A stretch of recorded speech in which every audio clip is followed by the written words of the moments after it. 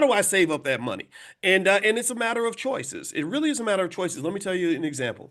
I have a buddy, Andre C. Hatchett, and another buddy named S. Tia Brown. S. Tia Brown used to be one of the editors at Essence Magazine.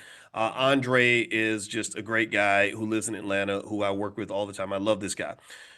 Andre and Tia told me separate stories that I really respect about how they became homeowners. You know what they did?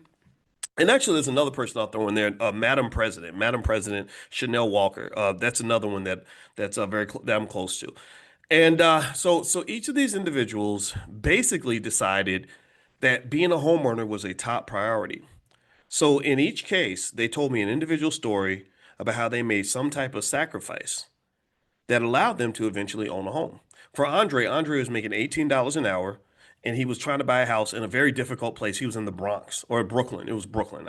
Brooklyn or the Bronx. I don't remember which one. I think it was Brooklyn. Homes are expensive in Brooklyn. They're really expensive.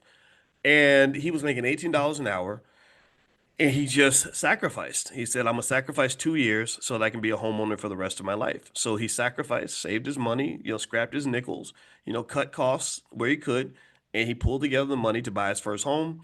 And then at that point, he was on the wealth train. He was on the economics superhighway. He had a financial vehicle that was getting him down the road. Why? Well, because inflation, one of the biggest areas that inflation hits is home values. Home prices go up when inflation hits. So he went from being a victim of inflation to being a beneficiary of inflation. Do you understand what I'm saying? Let me know if you get what I'm saying.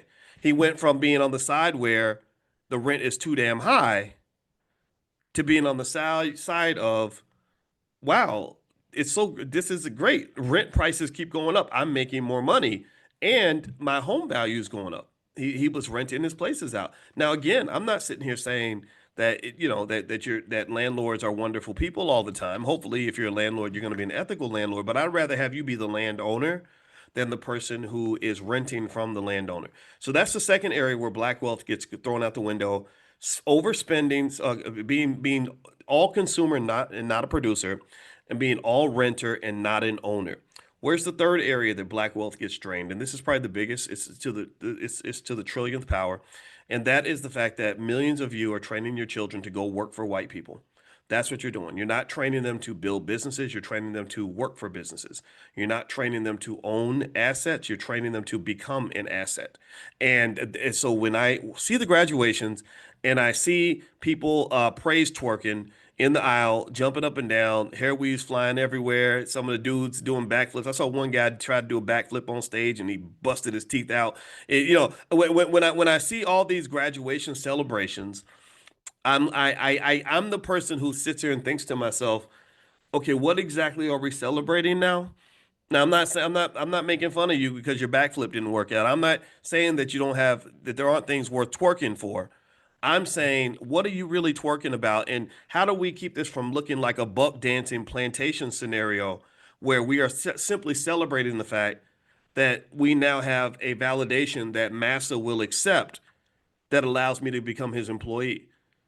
That's I don't know if that's necessarily a flex. I don't. I'm not saying it's bad. I'm saying I don't know if it's a flex because I've told you that this economic system is not built to benefit workers.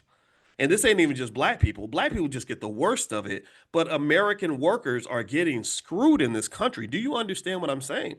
And so if you are a worker, you got to have you got to have an outlet.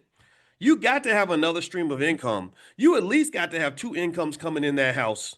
You better get along with that man and get along with that woman, right?